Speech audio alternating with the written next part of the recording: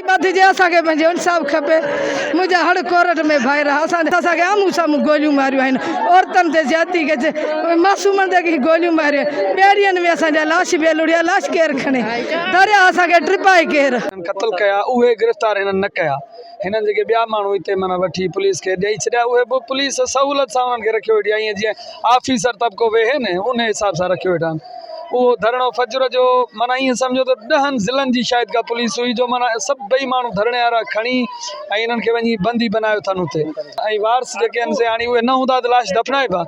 हाणे उनजे करे असांजो मुतालबो इहो आहे त उन्हनि खे असांजे अॻियां हाज़ुर कनि। असांखे त ख़दशो आहे त असांजा उहे बि मारींदा शायदि, या पुलिस कहिड़ा गुम करे चवंदी। ऐं लाश बि असांजे घर में रोज़ राड़ो इहो सॼो क़त्ल गाह बि असांजे घर में, ऐं FIR बि असां ते बि थियनि। हींअर बि FIR शायदि ॿुधूं पिया त हिकिड़ी अधु असां ते ठही आई देरा बेरा के कूड़ा गाह वाह साड़े असां ते कनि पिया।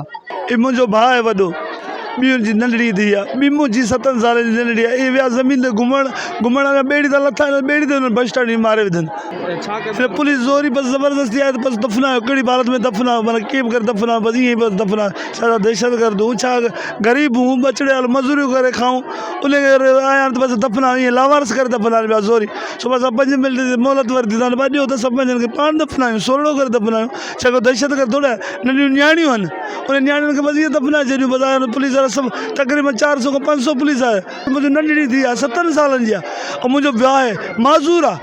सो माज़ूर ॿाहिरि टिकियल अथसि, उहो वियो पंहिंजी मनी ते घुमण जे हिसाब सां ॿेड़ी ते बीठो त ॿेड़ी ते बस स्टैंड मारे विधोसि। छो इहो कहिड़ो किथां जो कानून आहे?